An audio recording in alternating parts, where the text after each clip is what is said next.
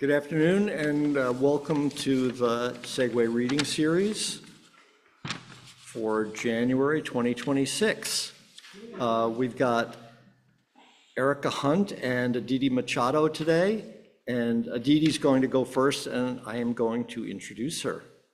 I started to write this introduction focused on her roof book, which is just out, in the realm of motes, which is a translation of Baptiste Gaillard's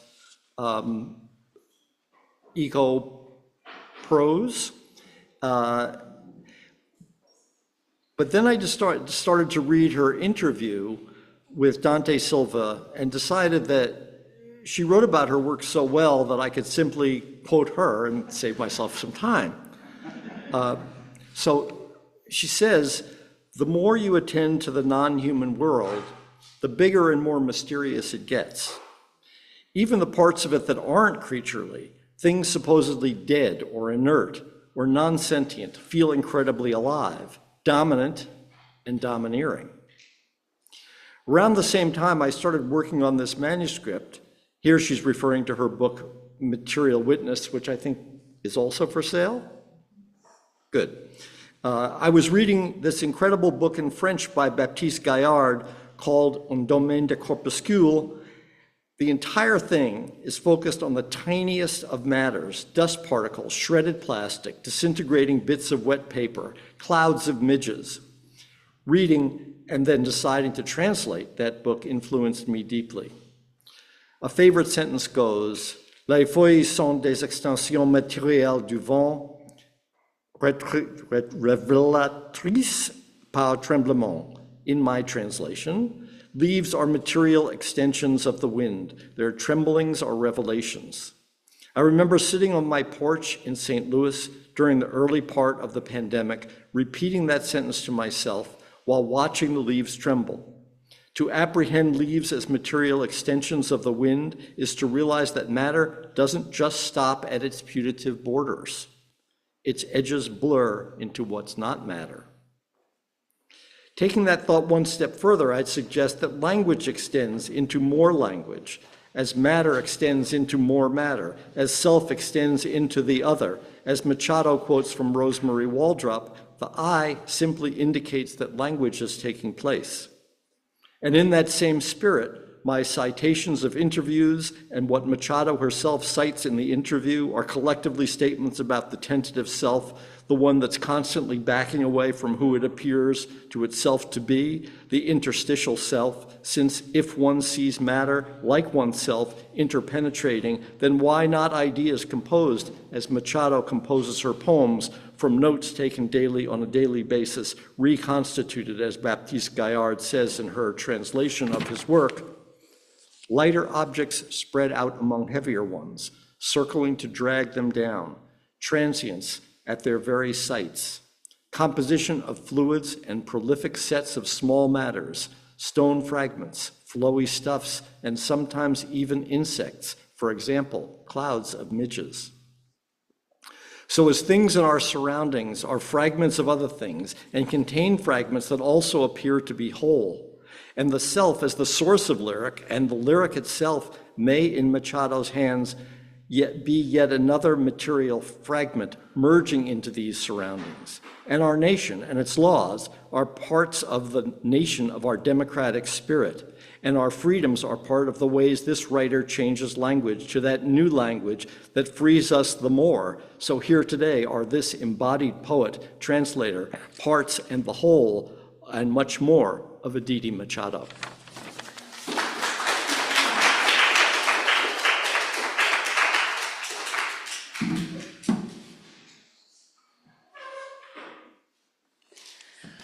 Thank you so much for that introduction, James. Do I sound okay? All right. Thank you again, James, and Lonely and Deborah and everyone at Roof and Segue for having me out here to read, but also for taking a chance on this wonderful book by Baptiste Gaillard. I knew that it would take like a very particular kind of publisher.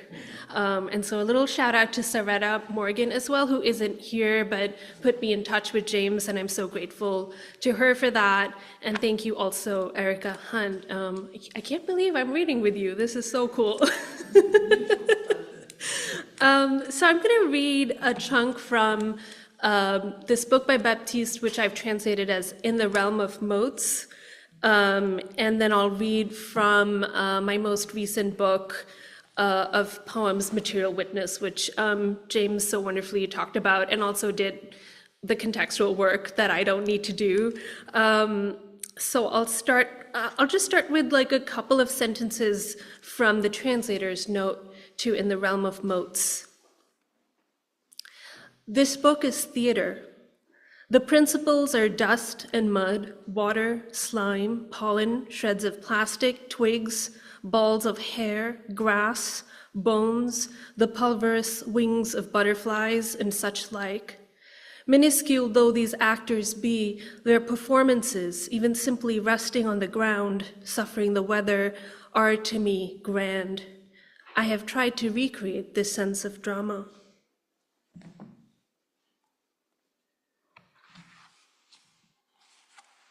In the realm, deep in shadow, what lives in water becomes water.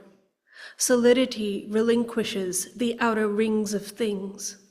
The submerged wooden plank loses itself in dissolution.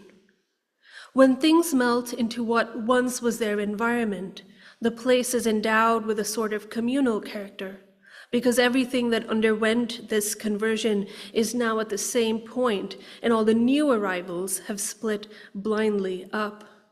No more rhythm, no more nuance, no more alterity. Everything deforms in the gray. The muddiness of a tributary mingles with its most limpid waters. Waves accumulate stuff from along the way. Vortices form near great volumes. The realm of motes expands. The motes vaporize in order that a new mist come. Tree stumps drip with spongy moths. Hints of gray-green scintillate in the mud. Luxuriance intensifies amid decay. Driftwood, cuttlebones, shells, and sometimes even fish. A great big tangle lands at every tide and is subject to gravity, further weathering, and to shivering in open air. This despite the advances of salt water that keeps flooding these cast-offs a little. From a series of amorphous points, invisible operators strive toward new developments. Cocoons sink in, stuffed, scattered, and dense, huddled up in little nooks, already wet from the froth of some slime. The world is melting, hybrids are emerging, the cycles overlap in ever-agitated forests. The earth cracks open, and ancient surfaces are revealed. The span of a root comes into view. Its appendages sprawl rhizomatically across a hitherto flooded zone, tangle into convulsed formations in open air. Particles glisten and float in the final outflows.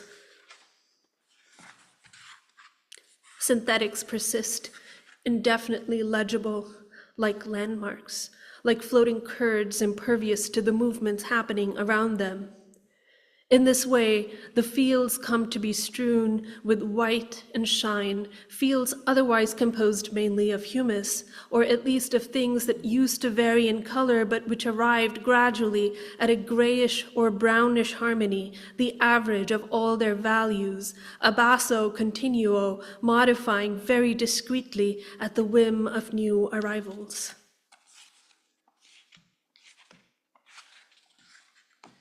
After the deluge, slowly, there's the drying up. A series of wastelands organizes itself under a regime of drought in which every trace of water remains legible. In the foreground, dust speckles a tall glass, In the background, a procession of clouds unravels across the sky. Smog drifts lazily, the vapors also suffusing the complex from which they derive. Towers vanish in the haze, where highways are but strings of discontinuous light. A landscape of desquamation, where trash and dirt left in the snow move about in the self-compacting mass saturated with its own juice. Snowdrifts filter the filthy air. Little by little, the roadsides take on the darknesses, the dripping masses. The earth exhales regular puffs of air from the hot heft of its forests. Magmas move little heaps about. Bubbles pop up on the surface and burst. There isn't a clear start or end to the mutations. Lack of distinction in the mass, hardness in the anfractuous slack. When a train goes by, the shock of air pulverizes a cloud, which deflates, still vaporous. An instability filters through the grates. No man's land shudders at the break of day. Currents spurting through cracks constantly replay their configurations. Leaves are material extensions of the wind. Their tremblings are revelations. Other movements are but sluggish brewings like froth spilling out of containers. Gas and smoke rise out of the mouths of chimneys, widening at first on top. It's a gray thing feeding incessantly. Then when the temperatures change differently in different parts of the smog, the gases begin to fall back. Calm on the ground enables accumulation. The factories now bathe in their own vapors. Elsewhere, forests also steep in their tropical fragrances. There is an attenuation of color. Images appear grayish with accents of color here and there. Vegetation is mackled with dust, infected by the cement brimming in the soil. Mixing waters transport their particles, contaminating the ground from the bottom up. Plants on the edges of construction sites join forces with what has yet to be constructed and protrude in patches on the sides of roads all the way into the hills, producing a sort of grayscale between two worlds, a rapturous continuity. Sprawling arborescences. Wires tangle up into inextricable, ever-compacting clusters. Stems erupt from meshes, fibers get twisted, cables, pipes, and ropes organize spontaneously into knots, incorporating something of the miscellany into their new alliance.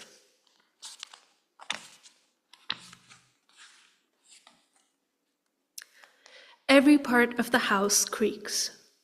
The wood warps, its movements audible all night long. The cracks widen, and little by little, in peace and quiet, mosses begin to grow.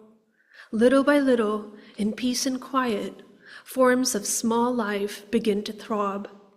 Soft organizations undermine established systems. A dynamic of total disorder insinuates itself by means of holes. Corridors and battered blinds become zones of traffic. Butterflies and wasps flit about, looping above scraps of food. The amplitude of the buzzing is a sign of swarm abundance. Terrific nests grow on the beams, meticulous structures made of cardboard or digested paste jointed to the edifice. The choreography of infinitesimal things takes place in an arena where solidity offers support. The frame is a crutch, the interior but a passage of pale light between two exteriors.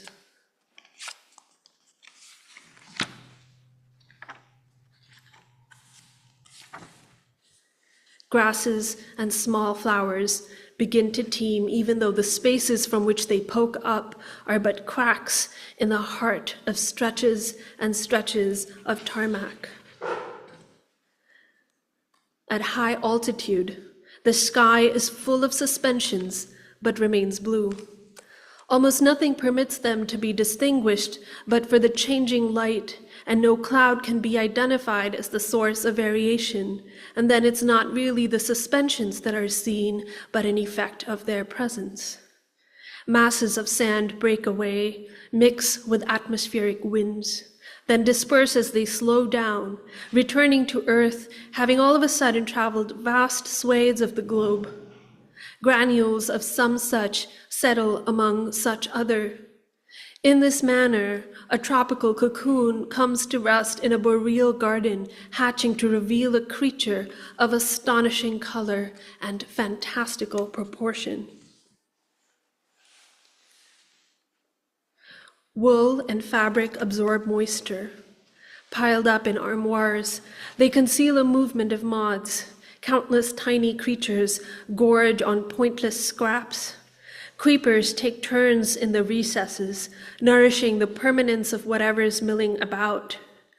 A flurry suffices as signal to rouse the dormant, and there it is, the swarm. The kitchen fills up with gray butterflies, parasites pullulate. The nervous and identical fluttering obeys a pattern for a while, then transforms dramatically into a tailspin. New roots emerge. The flies flip over. The butterflies beat their wings into a fine powder and die. When crushing them, one merely strikes the hand, and something of life detonates. The end.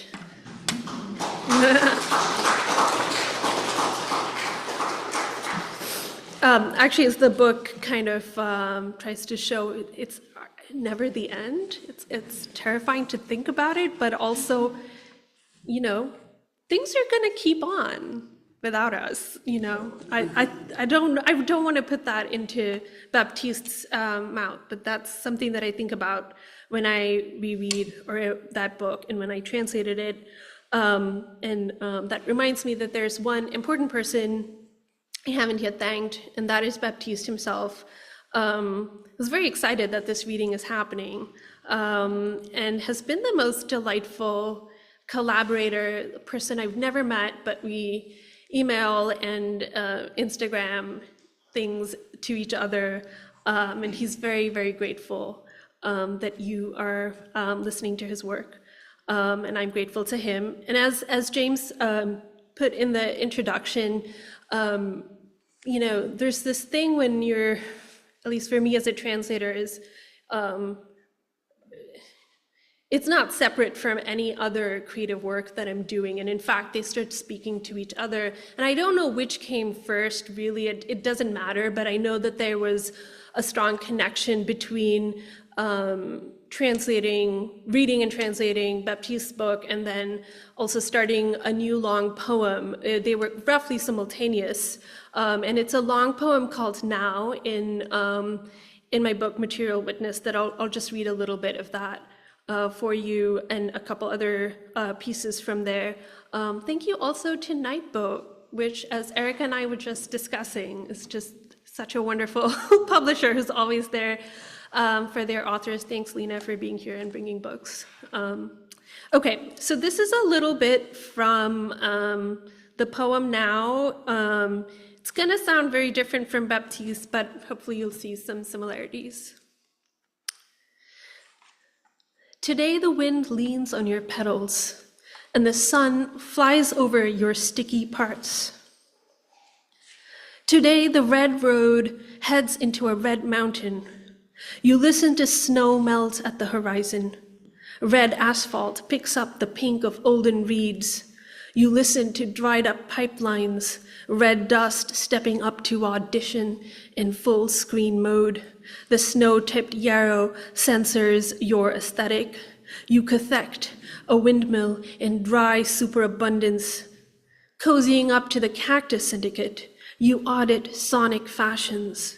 You and your echinopsis bloom sillily at this kinked-up altar of vocables. In this way lacerated, in this way salvific, The sounds of the desert tether you to rusty pipelines shot through with hazard, heckling your sad little human performance.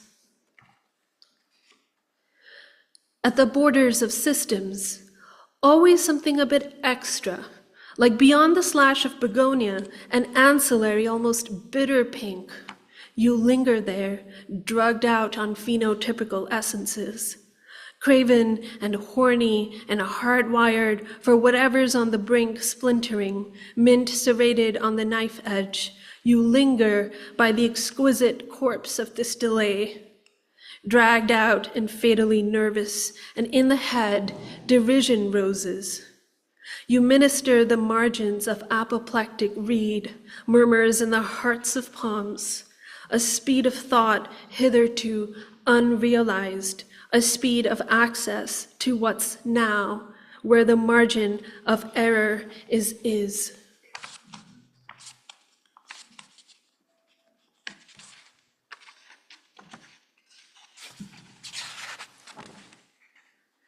Where you co-sleep with grasses, the air balsamic, an entropic transcript pattern on songs beyond your kind. It is thetic and encrypted. Something will reset it somehow.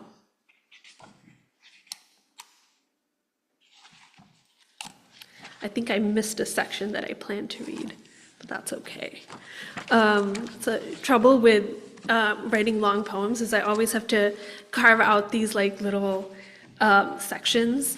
So I'm gonna give myself a break and read like an actually like 2-page poem, like from beginning to end. It's gonna feel like a relief. Cool. Feeling transcripts from the Outpost.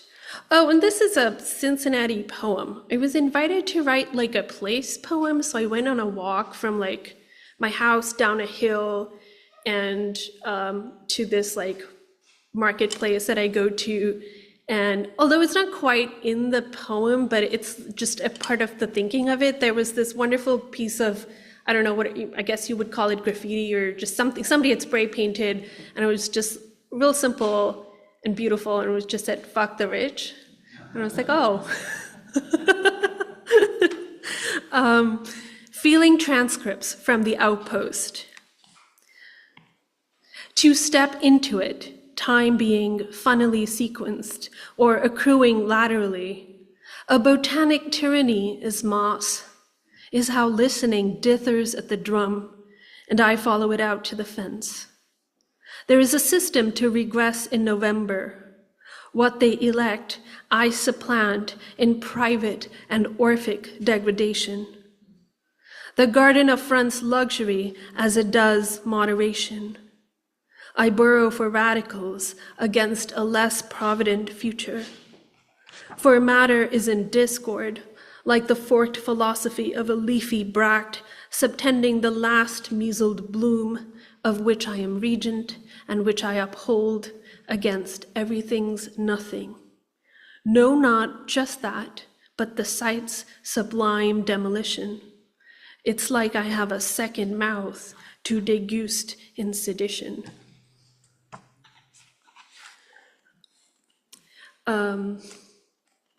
I'll end with some excerpts from the title poem of this book, which is called Material Witness.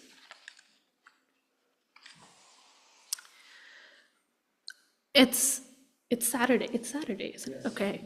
It's Saturday. There's a band playing in the snow, losing its distinction. You film it, disaffected by the cold, and the faces turning like leaves in a blue autumn.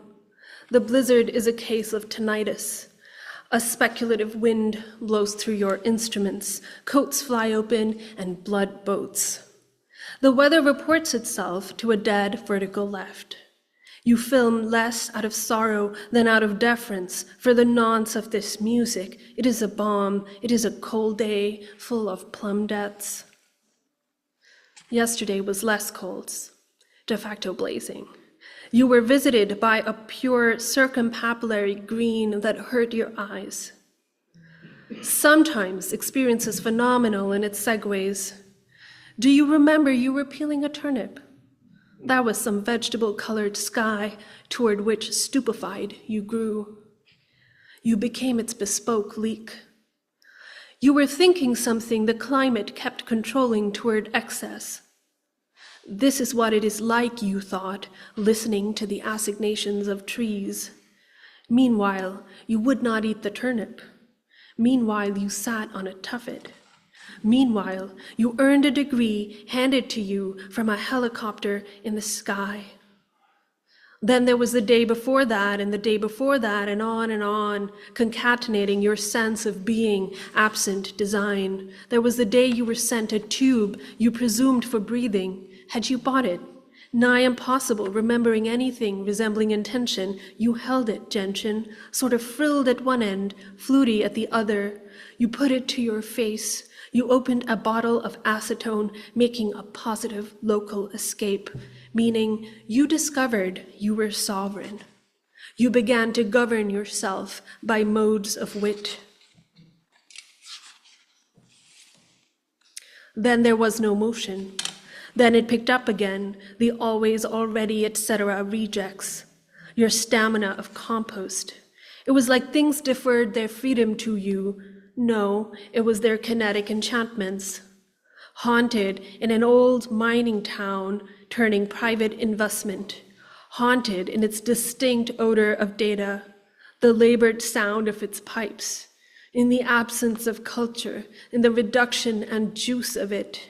You spat on the inklings of flowers. Death to suburbia. And you began to think again, militantly aroused, resident alien of every which nowhere. Once it had been written, sacred means saturated with being. You spoke that zone into obliteration, lying out of an abundance of caution in untimely grasses. You could have had visions.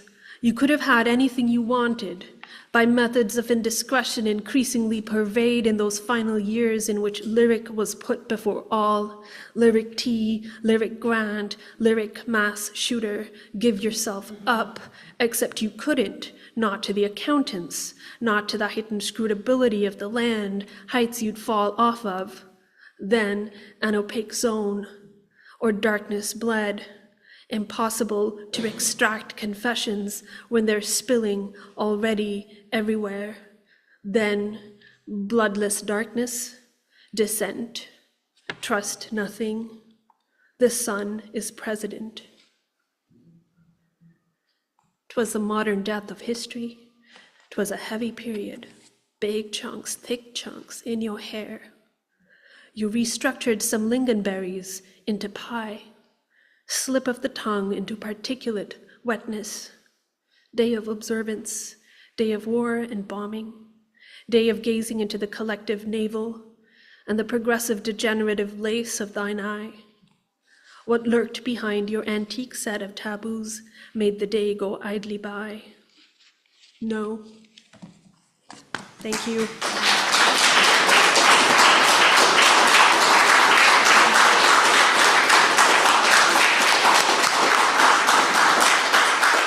Thank you, Aditi. That was great, wonderful. And to editorialize for a minute, because I really worked on this book and really took it to heart, when Aditi uses the phrase parasites pullulate, she means what's going on. And what in the realm of moats says to us is that we can grab this at any point. We don't need the perfect answer. We don't need the perfect action. We just need to grab it and start to pull. And if we pull, we'll get the whole thing unraveled. So for those of you who are online, we'd appreciate your donations of $5. And while we're waiting for you to do that, we're going to take a 5-minute break to set up Erica's computer for her reading in a few minutes. Thank you all.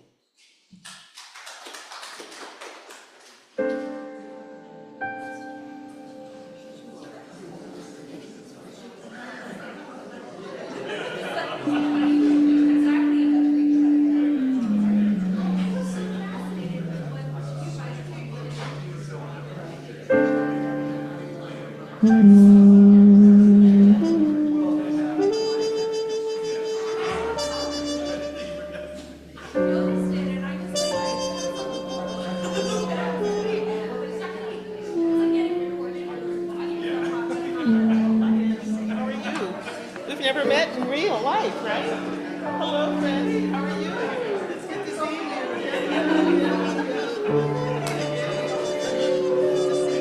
You're back in New York, eh? Excellent. Yes, and you're here in the ring. The thing I've realized actually is that I forgot about this. You do have an audio. So if you want, you can just play the audio, or I can, like, either way.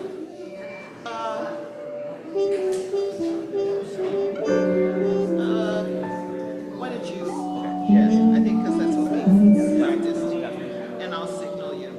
And it's not gonna, right?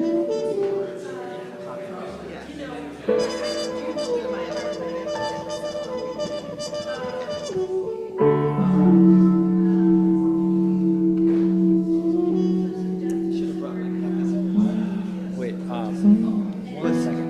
Yeah, this should have been, I certainly should have thought of this, or I should have. You don't have this kind of input, but certainly there's an adapter. So I'll be right back. I might have a job. Oh, yeah. I used to teach. I'll be right back.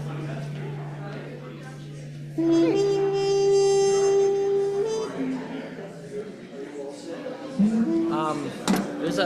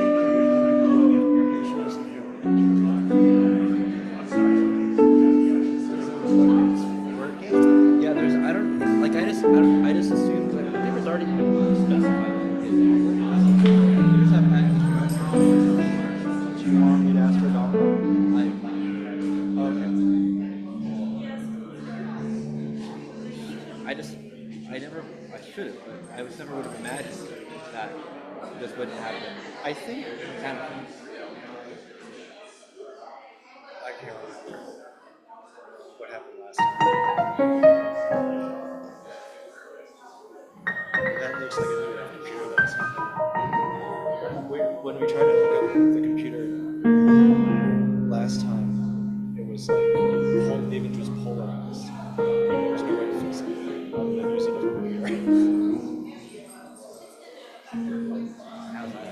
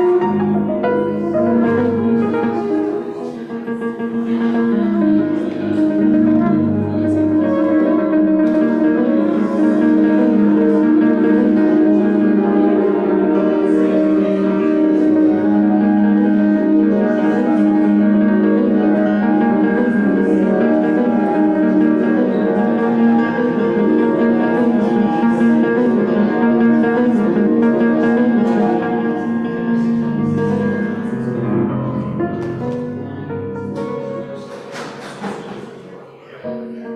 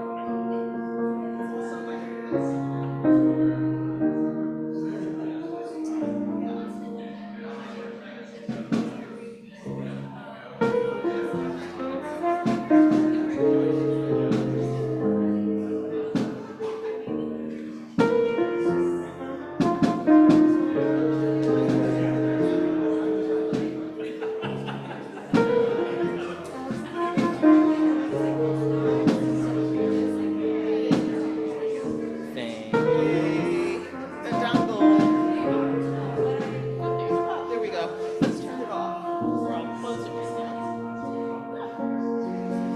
Okay, and then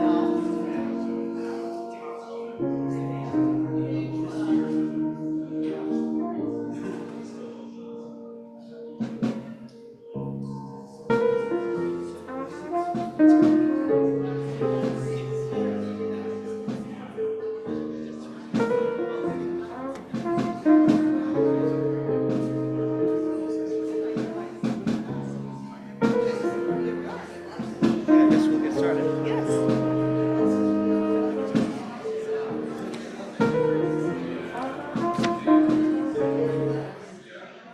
Hi, everybody. Welcome back to Segue. I'm Lonely Christopher. Thanks for bearing with us as we work through some tech issues, which hopefully are resolved. Hopefully we'll have a seamless transition into a video at the end. Fingers crossed.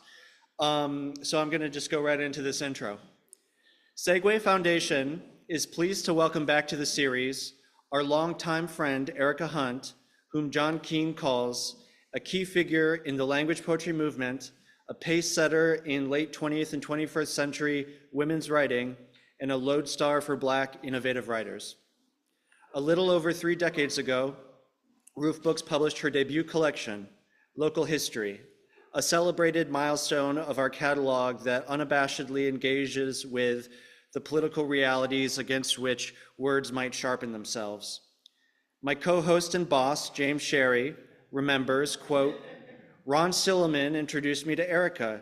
She didn't have a full-length book out, so I worked with her to develop the manuscript.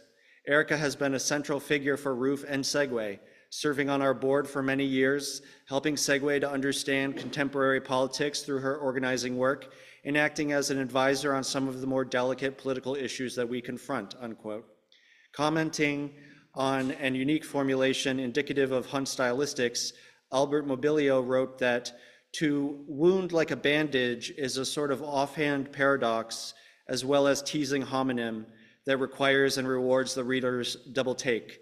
Hunt's poetic intelligence shows itself in modes both discursive and pointillist, and there is always music, unquote.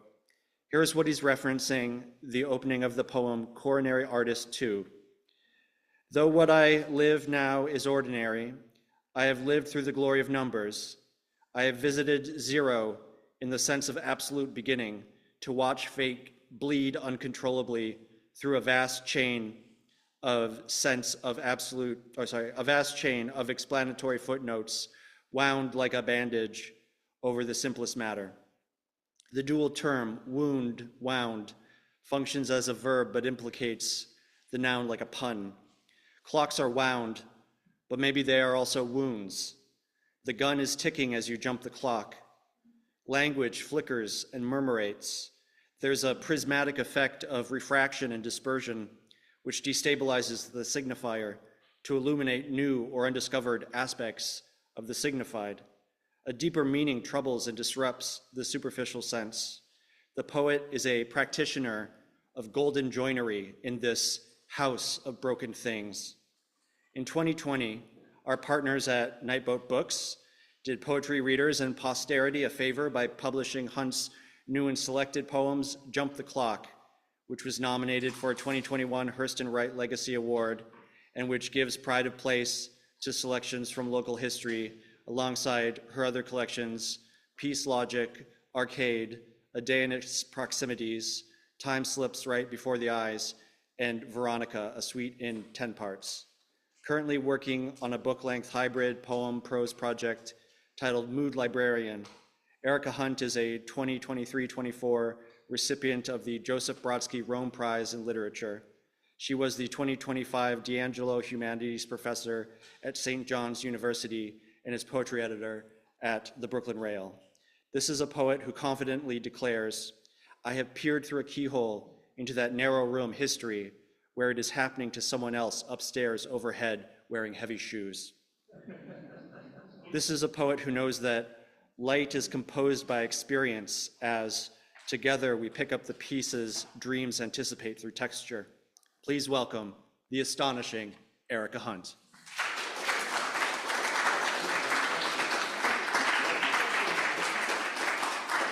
Thank you, Lonely. That's a lovely introduction. Thank you so much. And I echo Aditi's remarks of thanking Segue and James for the invitation. Thank you, Aditi, for that wonderful reading. It's a pleasure to meet you.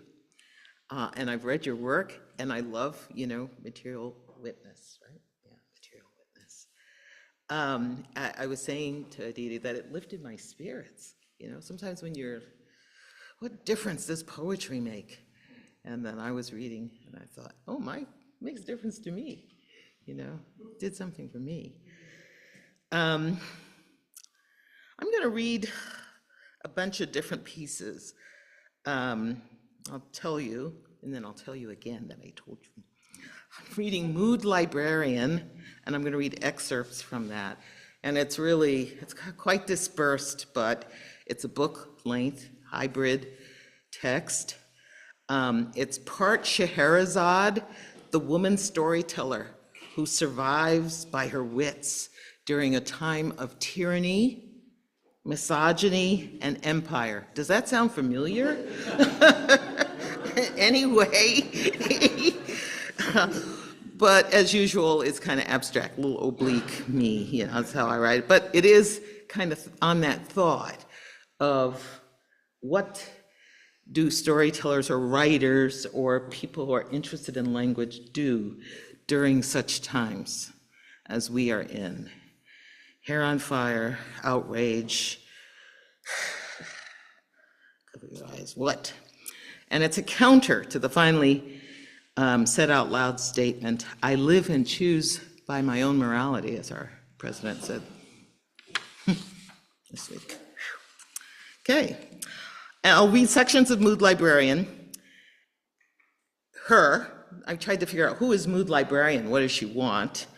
And then I'll read these other parts. The journalist, it's another kind of writer and storyteller, but they're telling a particular kind of story, right? Not so full of holes. In fact, they make it seem like a solid proposition that we're in. Makes us feel stuck. And then they sculpt narrative containers that present the facts. And then I'm going to read from The Boss, and I had too much fun writing in that voice, The Boss. So that, Mood Librarian. Then I'm going to read something called Creation Summary, which is, I don't know what to say. I just tried to liberate Mood Librarian from voice. Finally, I'm going to share a bit of a project that's totally different and that actually grants me a fair amount of pleasure, delight, and peace. It's a collaboration that I'm doing with two people. Christine Correa, who is the composer for this piece, is here to my delight.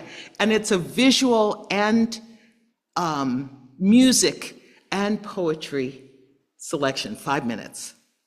And so it allows me to break the solitude of writing by working with others, and also gives me a little respite from our current condition. So I've just told you, I will remind you what I've just said, because it's a little complicated, but hey.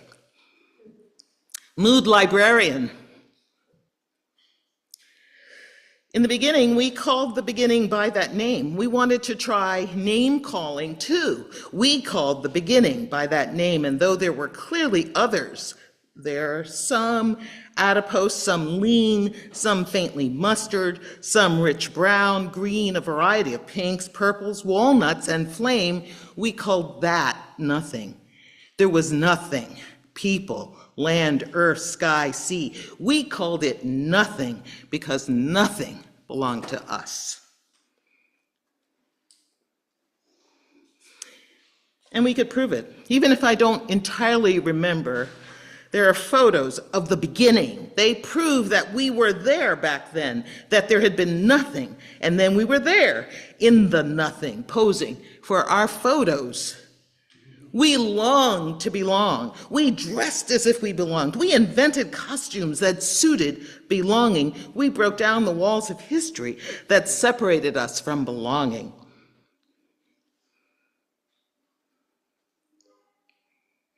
She, a girl, begins when and ends when she sequins in spikes and flannel. A shirt that stands away from her body, wishing her breasts were not so large. The boys follow her, projecting heat and ravish.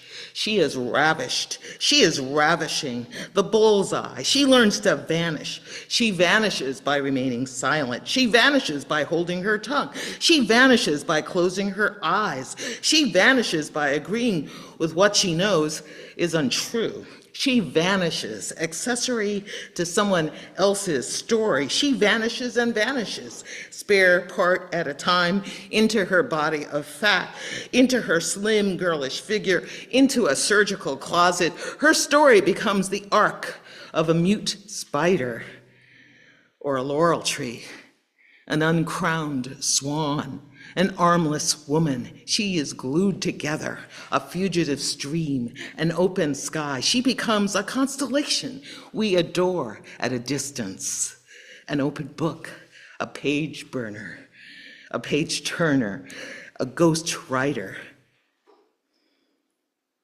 No two girlhoods are strictly alike.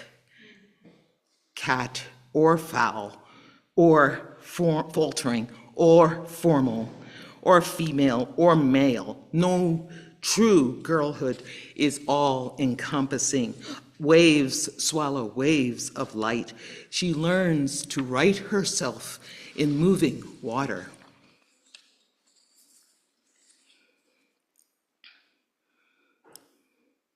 The first time she realized that books were asking us not just to read them, but to complete them, was when she noticed that the titles were quietly disappearing from the shelves. Their disappearances grew alarming. Some books are almost more real than the world. By the time she noticed that the number of disappearances grew larger each day, she also noticed that new monuments were coming to take their place, to illustrate new dogma, to celebrate different heroes that she couldn't possibly celebrate. That oxygen itself was becoming more scarce. The first time she wrote that, she flinched. The first time the words went to war, there was the she said, and then what they said, and then what the shooter said, and the dead woman said nothing anymore.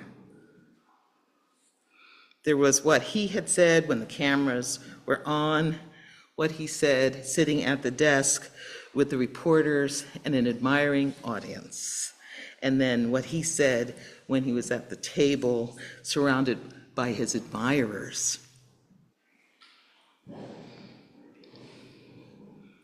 The words had double meanings.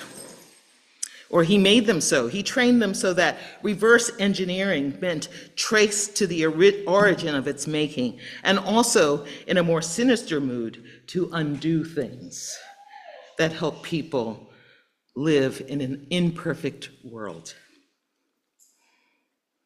The first time could be slippery. Was that the first time or just a decision to place an arbitrary zero, to name decay's origin when the pendulum was about to hit the other tribe in the face? The first time she realized that reading could also be a form of seduction into a what if and as if she gave herself to the weeping point. The first time she visited the weeping point, she realized it would not be her last. The first time she met the boss, she realized that evil could be charming. If not to her, to someone, especially those desiring a profit or desiring to be liked. The event arrow implausibly headed only one way. Okay, another piece of the mood librarian.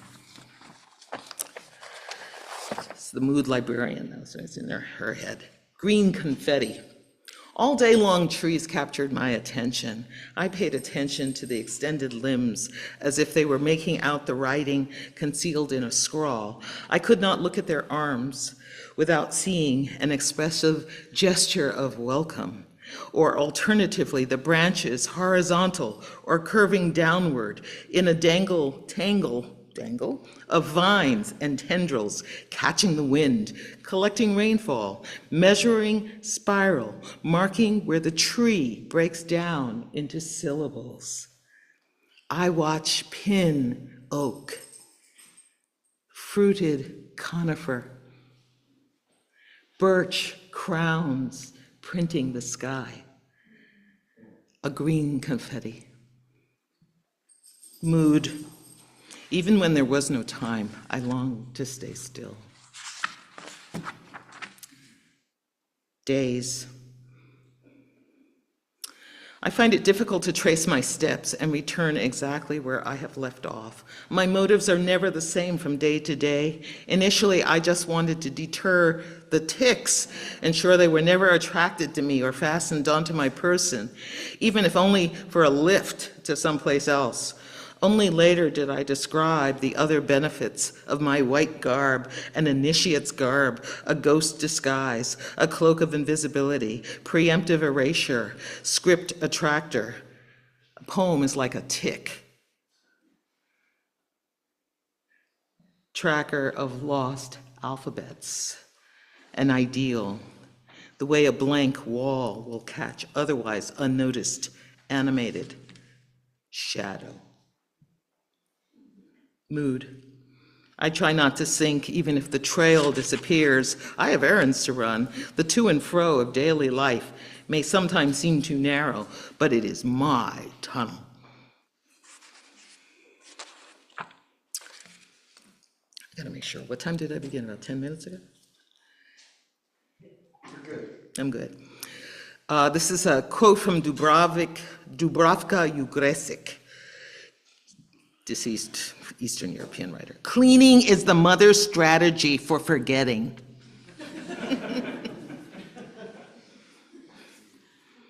The infinite work of women is to make and remake the world.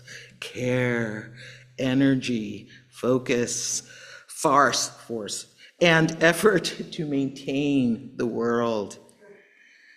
Duration, infinite. Reserves, the trance of effort.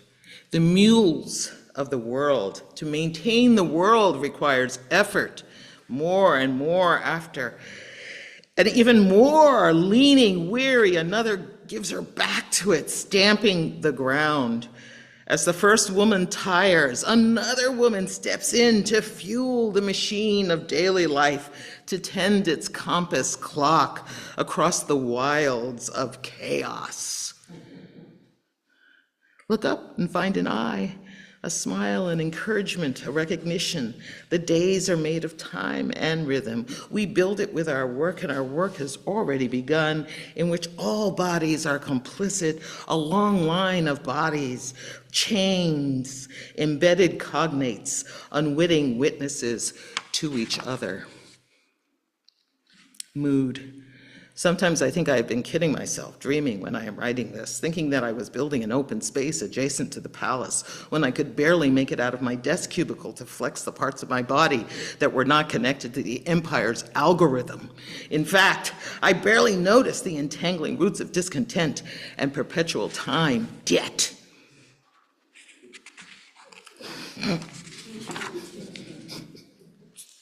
Okay. One more of this mood librarian voice. Freedom. They use the words freedom so promiscuously, she had to go back to a dictionary to look the word up.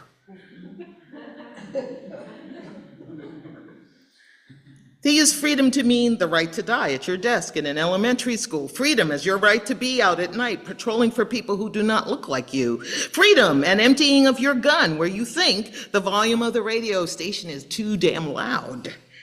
Freedom as the right to make your neighbor ill. Freedom as in an absolute veto on the books in the school library. Freedom as the protection of any fertilized egg in anyone's body, regardless of the personal belief of the life of the person carrying it. Freedom as a forgery. We invented to disguise the hands that set the rules, the speed, the breath, the course, the mechanism, the said, the when, the where, the who, and who was to be cared for, or to carry, or be carried. Freedom. Mood, if your heart doesn't break, it is expected parts of them will. Draw any closer and you will fall into silence. Okay. Let's see if, now I'm going to do the journalist. Move along here.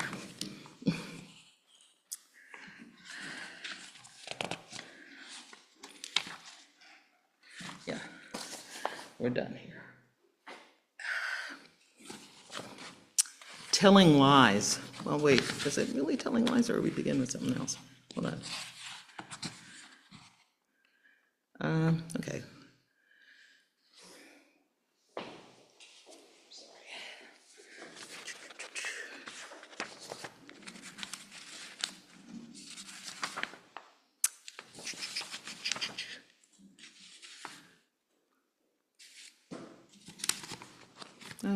I'll start where I can find. The journalist telling lies. You can never predict when it will happen. The sound of water running when your attention is on focused surroundings and the blur of a greater attention, pain evaporating, can sound almost the same as bacon frying. Background noise in the gravitational pull of another feelings, cover, descending, an enveloping sense, what you may be missing about grammar marked by end dashes, what follows, or what has been left behind. I'm given to story, or story is given to me, sometimes whole and at other times partial. Ain't that the truth? I wanted to be a journalist when I discovered I wanted to write, to be practical with this interest in story, to earn my bread by being honest, to a fault, cross my heart and slap a byline on it. I wanted to believe that if the story, the real story, were known, then the world's behavior would change. My neighbors would act differently, more human, more humanely, more human, and strangers would not mistake one another for something other. We only met once. We were the same age. She looked as if she had always been fully grown, steely eyes from out of the shadow. The light loved one side of her face and left the other side drenched, as if her smile didn't belong to her, but an inattentive God. I wanted to be joy to her, to celebrate the Black women we are, practical vision with long horizons. But yet we saw in one another careful crafting of possibility, lurching between this moment and the next, the invention of regard from flesh, made from the commodities of our bodies, somebody, leaving me with the figment after her death, a broken tense to write in, the missed opportunity of risk, going deeper, thunder in the vicinity, allowing ourselves to be marked with each other, human beings who had changed one another.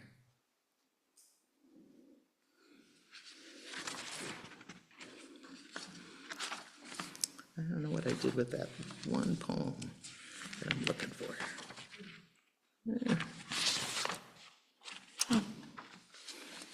The journalist, everyday liquid paper. I wanted to read all that happened between the lines, the factual matters and the slippage, like a stabbing pain. It's in the air we breathe between breaths. I could never pinpoint between the practical cement of a well-ordered brick wall. We seldom find daylight. Every morning squeezes under the shade, rousing the gentlest snores into insoluble cloudiness. It commas me into the business of the common hurry. Hooray! You are mine, I am yours on paper. And I only think I can read you. The facts file onto the narrow ledge of precarity, where the high wires have jittered to a stop. And as the day unfolds, I am asked to simulate an impossible concentration to create a world where the facts meet end to end. End to end. And they do not crumble into a second or third possible reading. No, end to end. Remember all the names and their origin stories, where the threads come together, tethering objects, events, and feelings of who, what, when, where, and why. How the diamond tongue meets the middle ear, how the locked knees meet a lantern jaw, the stiff neck softens to kiss the paper cheek, and the painted brow supports the furrowed temple. It's all connected, especially, and not coincidentally, when we dance or otherwise become the music we'd like to see embrace our lives, transform us into living proof, unpinch the syncopated shoulder, unleash a seismic pelvic tilt to unlock backstory into ecstatic now.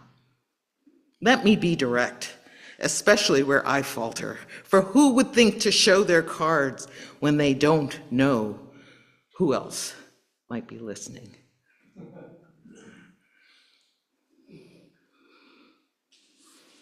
Leave that there.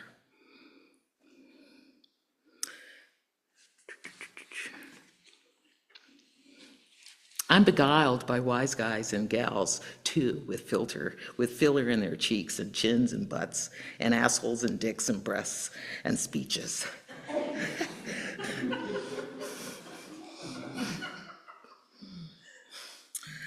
love Entertainment Weekly. I am stunned into terms of the game, and so much has turned into a game of cards, leveraged flat packs of jacks and no aces or queens or flushes. The game is a rotating disc that shows up on every screen, pilfering your name, pimping your email address and attention. They dare not to blink, or you dare not to blink. You may miss something. You may be missed. You were never even noticed.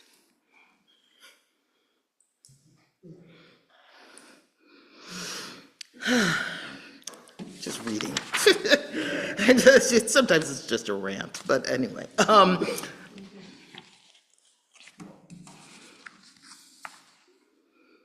The boss.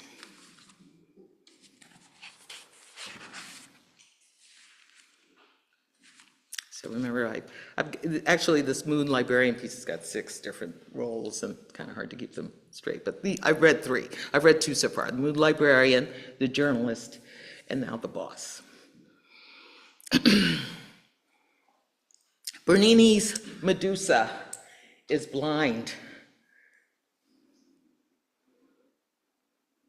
Did he guess why some were forced to watch her, victims of the attention economy, scroll and paralyzed downhill through daily carnage? What's left in the rack, stuck midst stubble and ground? We grow accustomed to splintered bodies, body here, mind over there. A man who looks as if he has been rolled around in tar and street furniture, or a child who's been hiding in a horde of men, children, fear racing through his eyes. A woman wearing clothes that advertises that her skin is for rent. She makes no mistakes, pinned in the cascade of catastrophes and body counts. The disappearances are thick, slick, slippery gestures that smooth our unease. We are already adjusting our attention to be on the sidelines, though the pressure is acrobatic. It's alternating between anguish or antagonist, one spectacle at a time beneath Medusa's notice. Violence, nurses, vanity. Vanity has many tentacles we like to suck.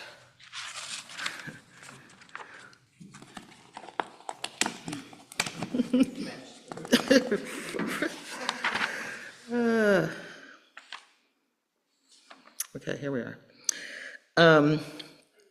I wonder how I know the bully, the boss, so well. Perhaps it's because there are so many bosses in the world. It is how the world finds its center, and it rings well-placed planets and moons, its harmony and habits of gravity. I think about the order that structured my parents' world and lifted their orbit, even as they tried to break away, to invent their own order, orbits, eccentric or elliptical. I think about how the boss operates in a system of deference to wait. You wait. Wait there, teaching us how to wait.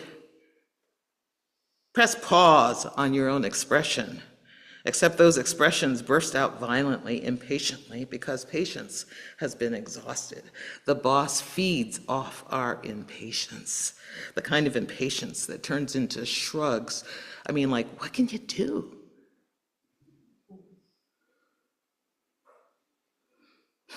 I turn off, just like everybody else.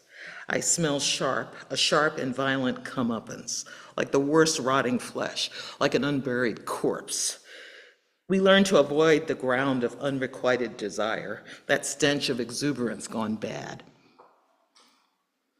And I told you so that is irrefutable evidence by unmarked graves and unconfirmed conspiracies that strangle thinking.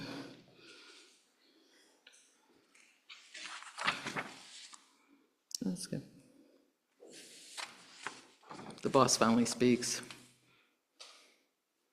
Decreation. I am the storm. I am the storm. I remake the dust.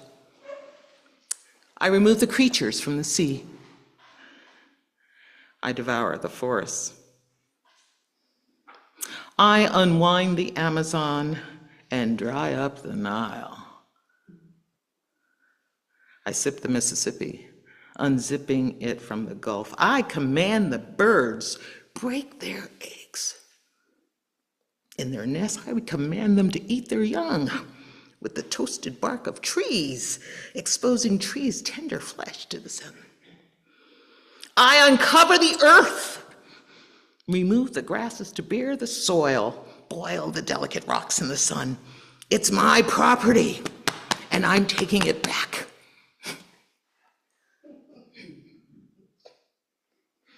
I break into the veins of the planet in order to refine its molten geology. Unwinding it, I run it forward fast. I pull out the faucets, all the fossils that I can make to make new fossils of our flesh. I summon the guardians of hell and I put them on top of the earth.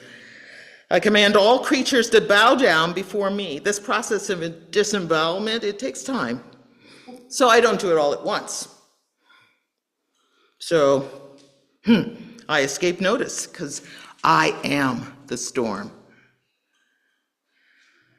My brothers, we are storms, and we are bored by the gentle. No direction.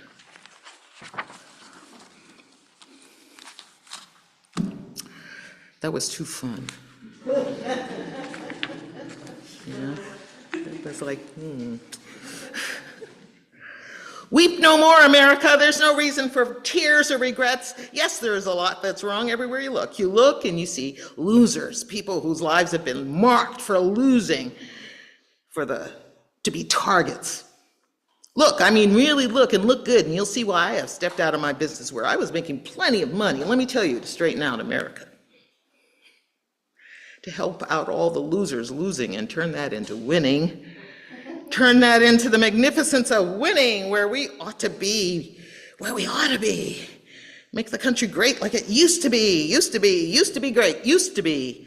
I decided to save America from oblivion. Our great forefather didn't intend for us to turn on one another, but to reward good works, good money, good looking, good ideas, good genes, good sense. I represent good sense. You wouldn't expect any less from me. Right as rain, as long as I'm right.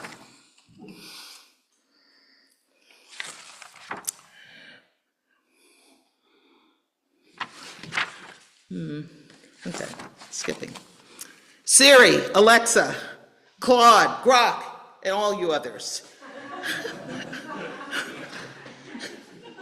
Uh-oh.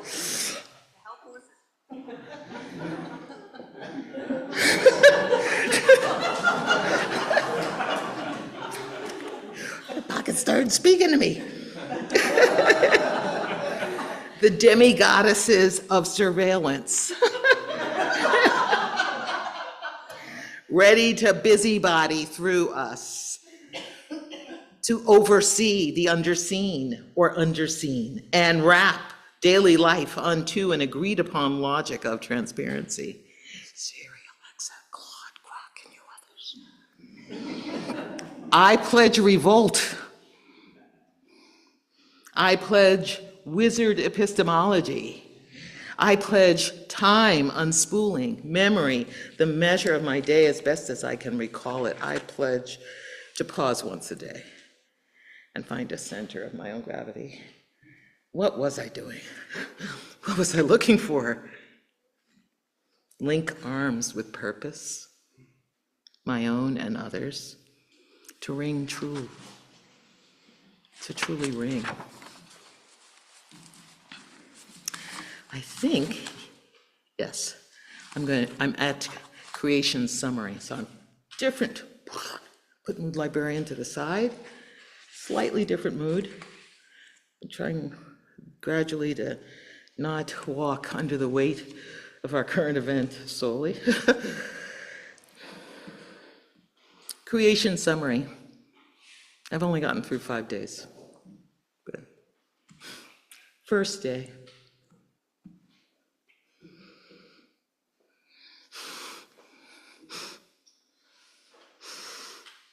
Is that the smell of gas? Oh, could be. It's not suffocating already. It's colored. It's already black.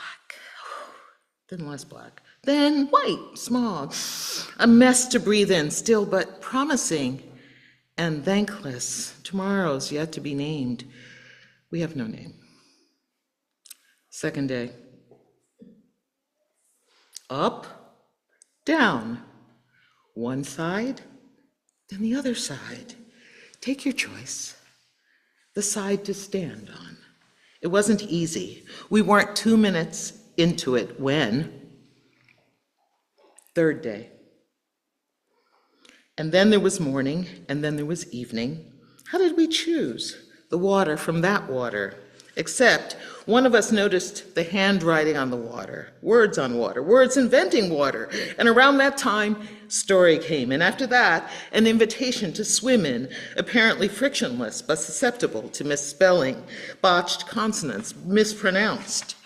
And the optical illusion that one's feet could touch the sand at the bottom. No matter, we were in. We were in. We were in.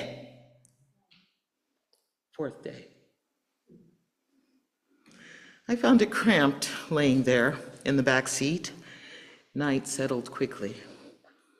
In the blink of a curtain drop, and the buildings shortened in the diminishing sun, glowed briefly pale salmon fire before pearl gray shade shards sent shadow, and the street lined with dark houses lit up. And one by one, as people let themselves into the hallways and switched on the signs of life in their cocooned pools of domesticity, I watched and wondered if that would ever be true for me, the light switch from staying in place. Would I ever be true for me going home? Fifth day. This is ancient history, and just a moment ago, love hungry moved the goalposts of love to suggest endurance, even in death. Stretches love is not final. Edges overlap, meet adjacencies. A calendar unties the thread, and past actions change direction, even as we finally catch on to what just happened? What just happened? We miss so many signs. The numbers spill uncaught, and the spirit rides, bodies rushing past a locked spot. Suggests that love stumbles on its way and has barely started.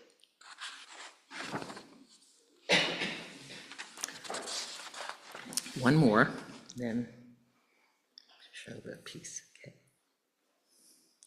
This is where love comes in. You are the second light that can never say never. You are the fourth star. The sun is all over you. You are a cartwheel. Come down to earth, please. You are breeze and beach. You are the sand and sandwich. You water in your ears. You cup the sound of the ocean. You are skip and hop, hoping shape beyond scrape. Even in twirling, you stop yourself before falling backwards into the mirror, the land that lies behind you. Who can say where it begins or ends?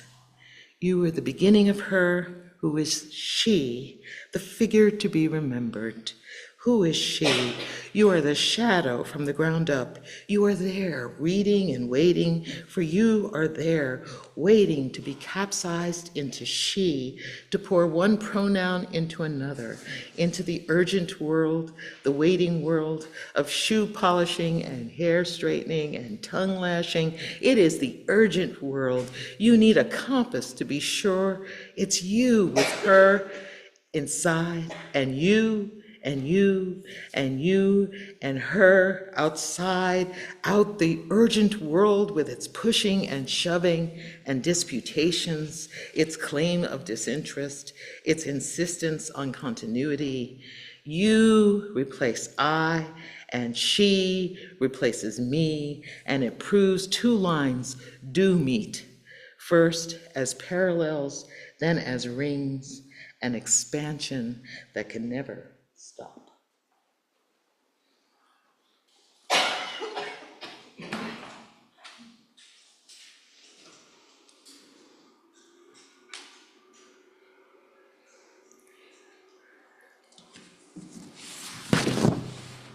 It's going to take a minute for the projector to Warm up? Okay.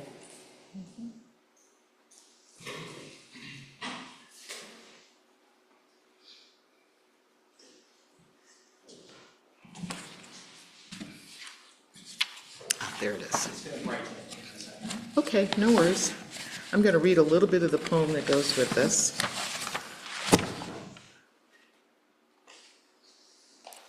So we're ready? Okay.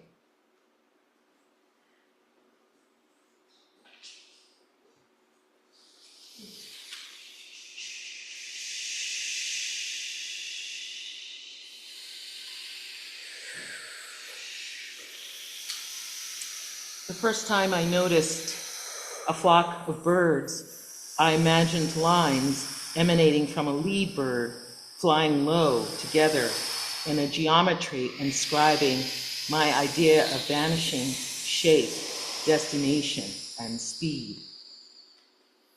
My first glance tracked birds seeming to help each other remain aloft, exerting their wings, 2 wings out of thousands, pushing the air like oarsmen propelling a single craft.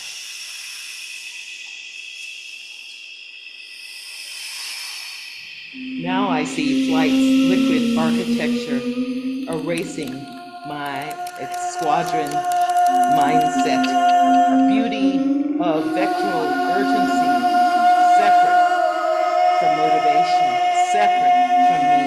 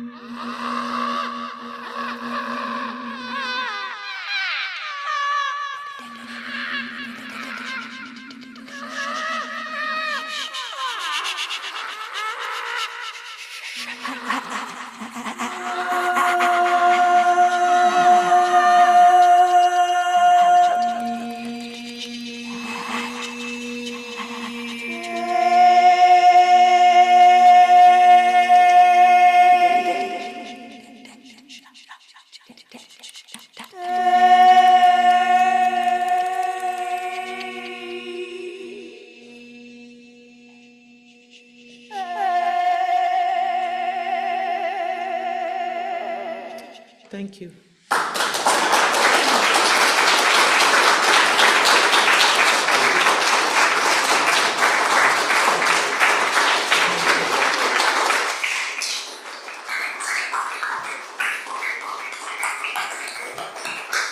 Thank you, Erica. That was amazing.